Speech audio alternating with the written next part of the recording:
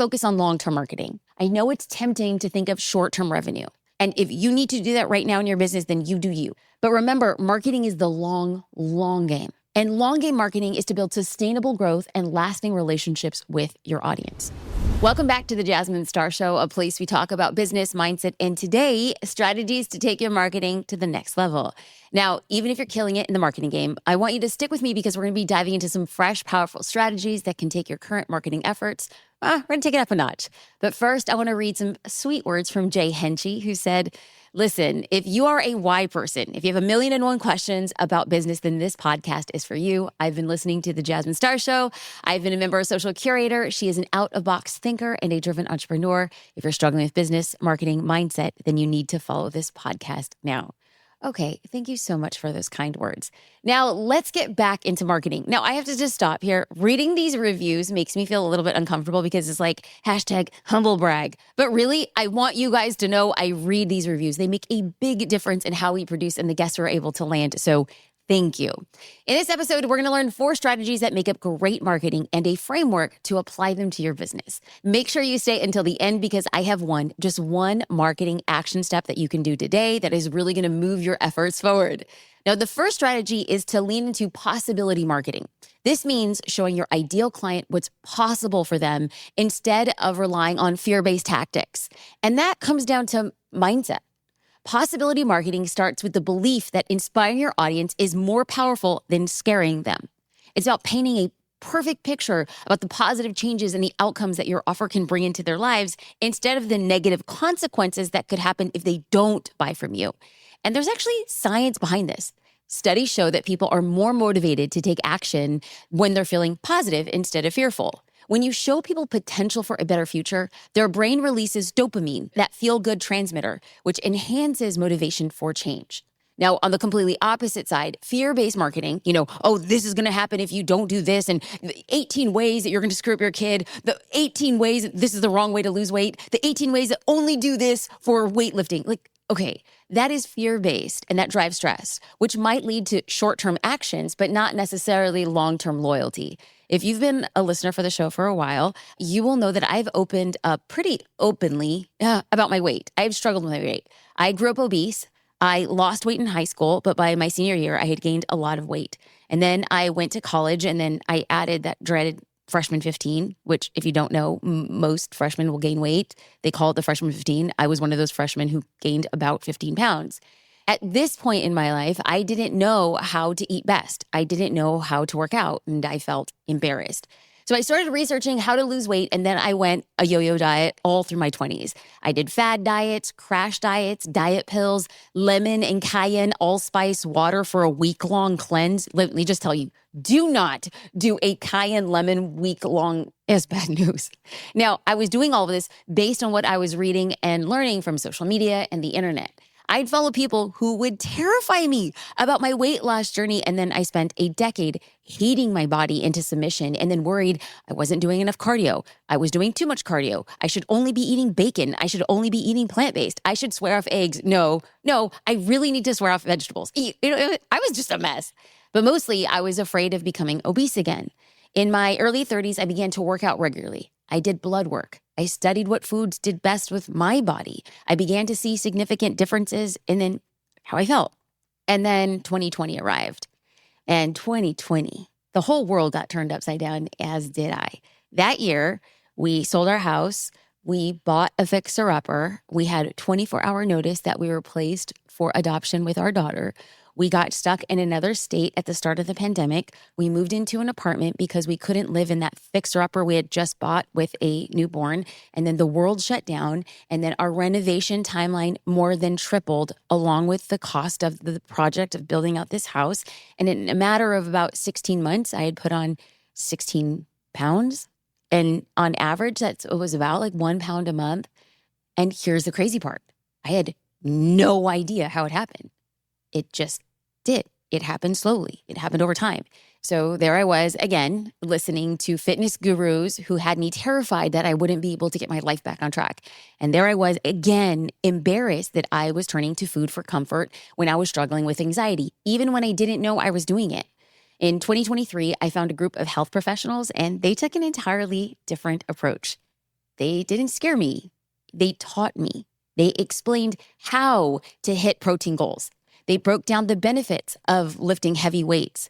They discussed the merits of intermittent fasting. They created meal planning tutorials that didn't feel like I had to eat a rice cake and pumpkin seeds for dinner. They were so good at what they did, I wasn't scared. I was motivated. I wanted to change my life so I could live longer and better, and I was doing it for my daughter. For the first time in my life, I wasn't running away from the fear of weight. I was running to a hopeful future. And as a special shout out, Dr. Gabrielle Lyon, she stepped in, was listening to her podcast. She's helped me. Adam Schaefer from Mind Pump podcast, like these crew, like these are just people that I've gotten to know and they've helped me see my workouts differently. And so my main intention was I became a mom. I kind of lost my way in regards to taking care of my health. And I thought to myself, if I have one more day with my daughter because of the positive decisions that I was making in my life, then I was going to be okay with this. Okay, how do you do this? And it might not even be like pertaining to your weight. So how do you do this? How do you lean into possibility marketing? Here's a 3-step framework. Step 1, get clear on the transformation you provide. The more specific the transformation, the better. I want you to use stories, testimonials, visuals that highlight and impact your product and the impact it has on others. So I want you to show your audience the journey from where they are now and then where they could be with your help. Step 2, write key messaging around that transformation. When you're writing that copy, you want to make sure that it positions your ideal client as the hero, not you and not your offer. You are not the hero and your business is not the hero. They're the hero. Why? Because people connect much deeper with stories where they can envision, they can see themselves as the main character overcoming challenges and achieving their goals. So let's pause here for a second. When I am watching or listening to the Mind Pump podcast, and when I'm watching or listening to Dr. Gabrielle Lyon, they're not positioning themselves as the hero. They're saying you want to hit your protein goals so that you. So they turned the messaging from they're great, they're the gurus, their way is the best way into this is about you. And so I started realizing that possibility marketing was the thing that was reprogramming the way that I was thinking about my particular journey. And then as subsequently, I bought things based on their recommendations because I believed that they were not the hero, they were the coach. They were the guide on the journey. And I realized that I'm just one of many people who go through the same thing. So when other people are saying this, not only do they connect with it, but then they replay that narrative over and over in their minds until they make a decision to take action. That's what you get when they're the hero. And you want to make sure that your copy reflects that key messaging in everything. Your website, when your team posts on social, direct message replies, your email marketing. Every interaction should reinforce the idea that your client is the hero of their own story and your product or service is the tool that helps them achieve their desired transformation. And you are the guide. Step 3, I want you to audit your social media and your website through the lens of your ideal client, not through your business lens, through their eyes. Ask yourself, how do I feel reading this? Like, do I feel excited? Do I feel lit up? Do I feel ready to take action?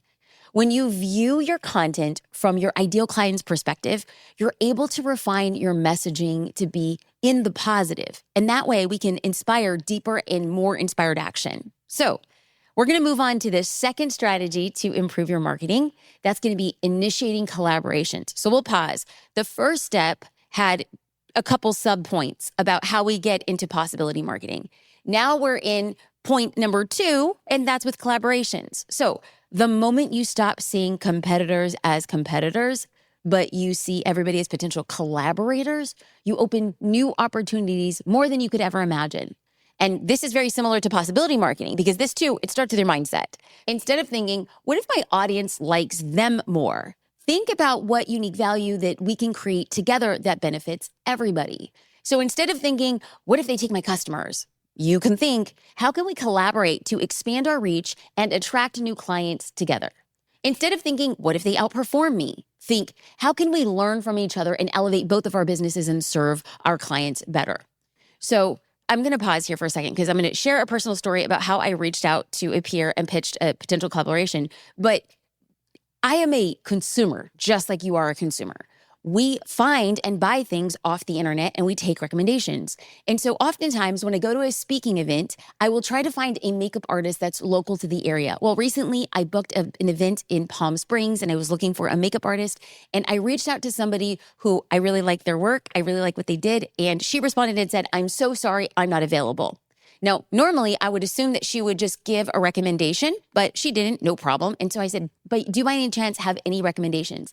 Now, I have receipts. She saw the text message because it said seen, and I didn't get a response. No problem. We all get busy. And I was like, "Oh, I'll follow up in a week." Well, the next week I followed up and I'm like, "Hey, I hate to bother. Do you by any chance have a recommendation of somebody who is in Palm Springs?" And I didn't hear anything. And I have to tell you that as a consumer, being ghosted feels one way. But being a consumer who was ghosted and then not given a direct answer, because she could have easily said, "No, I'm so sorry, I don't have recommendations." Or she could have thought of somebody else in Palm Springs who she could have helped build their business with. Now, remember, you give business and you get business. I have grown my business so much by way of collaborations. I recently reached out to a peer and I pitched them on a collaboration. Now, I want to be very clear. I knew it was a stretch. Okay, I knew. I was like, I'm going to hope against hope, but I just had to throw it out there.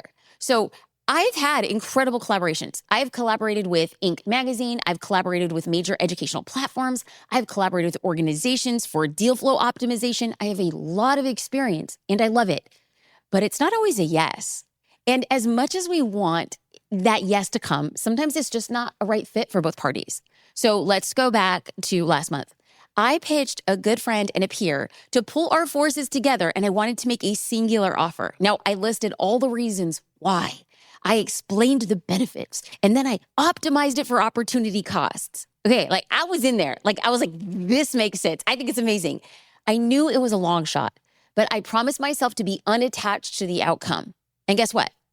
This person loved the idea, but they said, "You know what? The timing just doesn't work." And they want to revisit this idea in 2025. So it's not quite a no, but it's not a yes either. And so was I bummed? Yeah, a little bit. But I chose to believe that everything is happening for me. And when the time is right, everything will be better than I'd hoped. So how do you know if somebody is a good fit for a collaboration? Well, here's a little bit of a checklist. 1, do they share the same ideal client? 2, would it be mutually beneficial for everybody involved? And the third question is, are they reliable and professional? And number 4 on the checklist is, do they have a proven track record of success? These are all questions that we're asking, which leads us to number 5. Is their brand compatible with your brand? And finally, number 6, do they have a good reputation? Those are the things we're going to be focusing on. So we're going to talk about possibility marketing. Then we're going to talk about collaborations. Now, the third strategy is to embrace a non-attached innovation and experiments with your marketing efforts. Now, please note that I said unattached or non-attached. I don't even know the proper words that we're using, but no attachment, zero, zilch, nada. I talk about testing a lot because it needs to be talked about. But here's the deal. Marketing your business is public, which can amplify the fear of failure. People are seeing what it is you're doing. They're seeing if it's falling flat. There is a big difference between failing at a private experiment and failing at a public one. I get it. But here's the truth. Experiments lead to innovation. It's how you stay ahead in your marketing.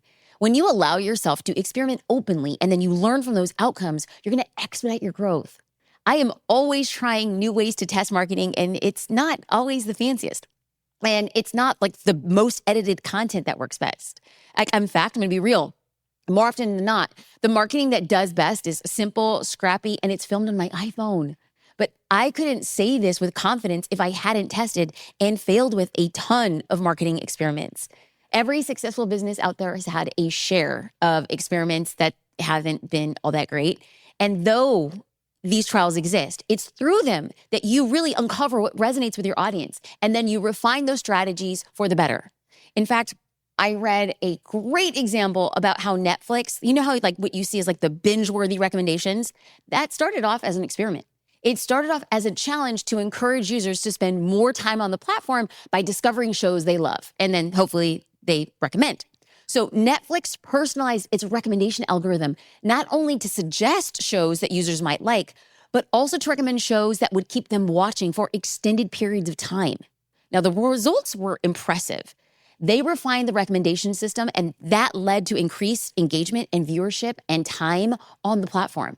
So this experiment became a feature that they still use. Well, at least at the time of this recording, Netflix is still using this. And it goes to show how embracing experimentation can lead to increased LTV, referrals, and overall business success. And the fourth and final strategy. Oh, can you believe we're here? We're here. We're bringing out the goods, y'all. We're talking about how we're going to uplevel our strategy. And I'm going to go with number 4, and it's not going to be popular. I know it's not. And that's to focus on long-term marketing. I know it's tempting to think of short-term revenue. And if you need to do that right now in your business, then you do you. But remember, marketing is the long game. And long game marketing is to build sustainable growth and lasting relationships with your audience. So we're going to pause here. I didn't think I was going to bring up this example because I don't like to talk about things publicly until they've been finalized. But the podcast, videos of the podcast, audio of the podcast, it really is about documenting the journey. And so I'm at a point in a relationship where I have been given a really great opportunity to partner with a company.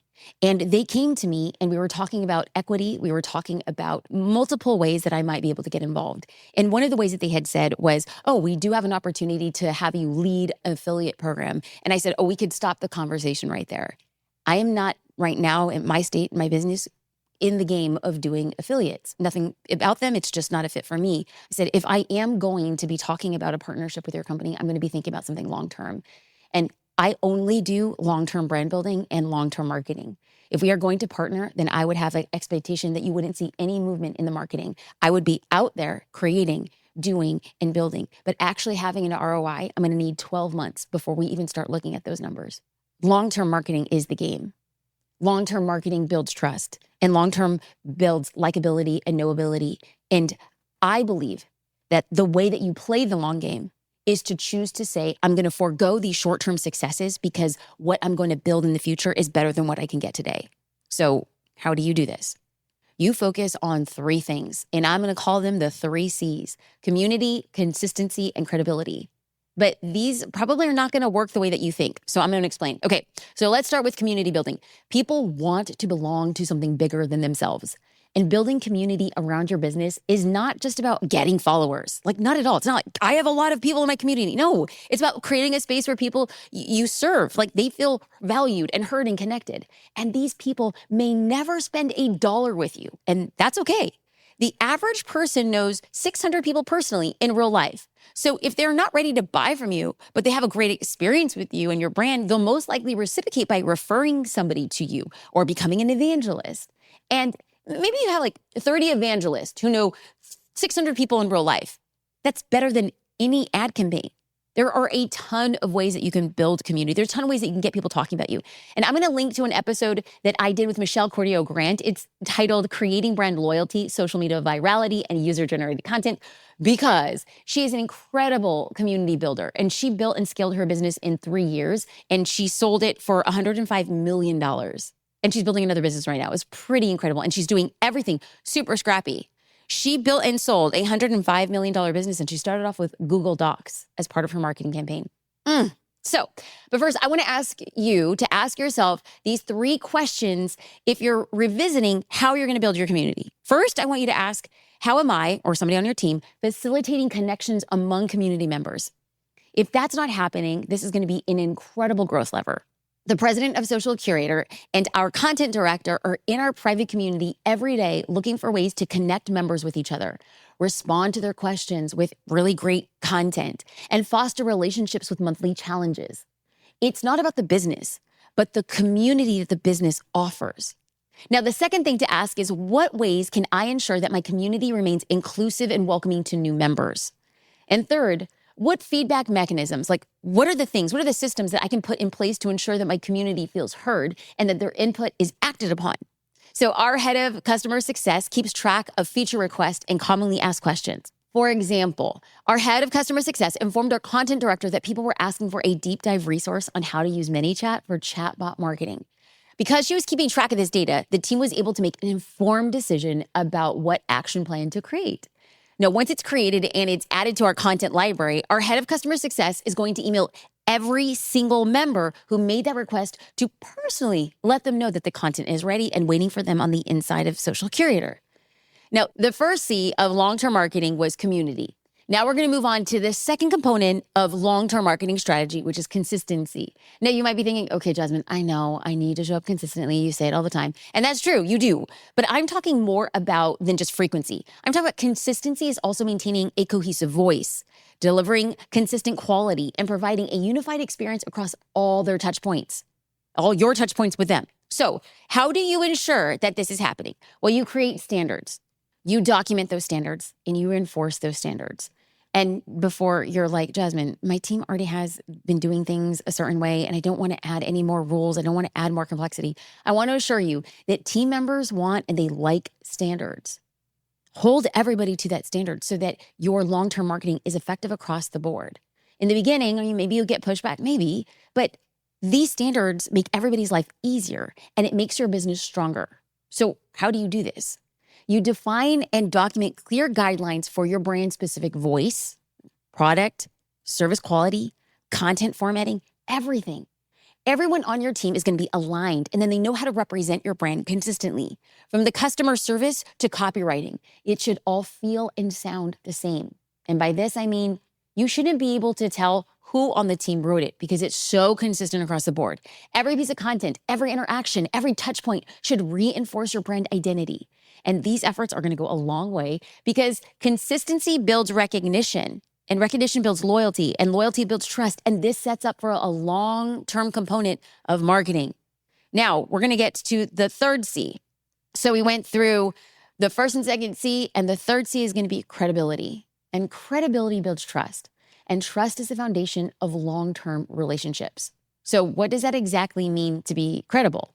It means you're delivering on your promises. It means you're being transparent. It means you're maintaining those high standards we talked about being genuine and authentic with your audience. I can never forget the fact, and you know what, I've probably mentioned it on the podcast before, but it deserves to be said again because, y'all, the social curator platform crashed and people couldn't log in. This was 2019 and it was on a weekend and I was out of town and I didn't know how to fix it. And I had to go into a Facebook group and I just had to say, I am so sorry this is happening. It was embarrassing. But if people were going to be upset, I wanted them to know the truth. I wanted to hear it from me directly. Now, being transparent allowed me to connect with the members and they were so gracious and they felt like they could trust me more because I owned it. We made a mistake. Our platform crashed. I'm committed to making it better. I don't know when it's going to happen, but please know it is my number one priority. That is not easy to say, but by saying it, people say, okay, I see 100% of you and I see 100% of this. Then they're fully empowered to make a decision. And oftentimes they trust you a little bit more for that. So one of the best ways to build credibility in your business, and I know I have talked about this on podcasts before, is over-deliver. When someone over-delivers on a promise, it becomes an unforgettable experience. So how do you do this in marketing? Okay, let's chat. 3 ideas to over-deliver in your marketing. First, you can build credibility, do this in a big way, is to go behind the scenes. But not just like, oh, hey, here's my workspace. Come spend the day with me. Those are fine. But I'm talking about behind the scenes. By sharing what you're learning, what you're doing, what you're creating while you're in the trenches. If you have listened to more than a few episodes of this podcast, you might have heard my quarterly episodes, we call them bricklaying episodes, where I do this. I'm going to link them in the show notes for you because they're the most loved episodes because I share real-time experiences and challenges and exactly what I'm doing virtually in real time to get my business to the next level. And when you do this, as a bonus, this type of content shows your audience how you're leveling up and continuously learning to serve them better. And if it's resonating with you, and I'm going to link them in the show notes, you really should check them out because the feedback has been amazing. You doing the same thing for your audience is going to be incredible. So the second way is to offer some free resources that don't have a pitch. You're going to give away content, you're going to give away information and then not pitch. So I just did a 3-part series for 7-figure entrepreneurs and I didn't pitch at the end of the 3 classes. Why? I'm playing the long game. I'm list building. I am in a season of give. In fact, I had people asking how to work with me during these live classes, and then I just sent them to a wait list. I'm not here to pitch. So now the third way to build credibility is to visually show proof of the promise.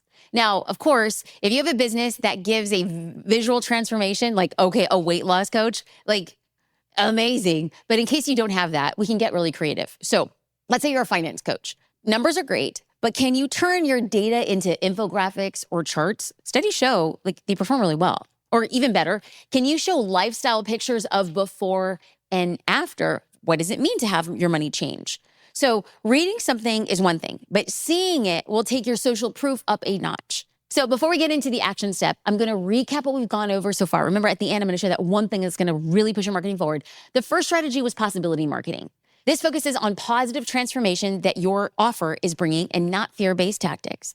The second strategy was to initiate collaborations. And we went over how it's a mindset shift from viewing potential competitors to potential collaborators for business growth, A. And then strategy number 3 was to embrace experimentation. Why? Because experimenting leads to innovation and it helps you learn what resonates with your audience. And strategy number 4 was to focus on long-term marketing. Now, this is where we talked about the 3 C's, and that was community, consistency, and credibility. Okay, so now my action step for you is to choose one of these 4 strategies and take some kind of action today, even if it's just small. If you're just getting started, I specifically chose strategies that I knew you could take action on immediately, right now, as you're watching or listening to this podcast, because this show is about getting you results. I have to tell you that taking action is the least easy thing that you can do. But I don't want you thinking that if you listen just to one more podcast, or if you watch one more video on YouTube, if you just learn that one more thing, if you just save that extra dollar, if you just get that extra book, that then your business is going to take off. No, no, no. Your business will take off in the direct proportion that you are ready to make an offer and ask for sales. Everything that I create is to facilitate to get you to that point. Every action step in this marketing plan has to get you to the point of making an offer and asking for sales. I want you to do something today. I want you to prove to yourself that you can ask for the sale, and I want you to prove to yourself that your business is worth it. I also want to say thank you for listening to the Jasmine Star Show. What an honor and a stinking privilege to make this for you. If you got one thing from this, I would love to hear from you. You can shoot me a DM on Instagram at Jasmine Star. That way we can hold each other accountable to each of our action steps. Thank you again.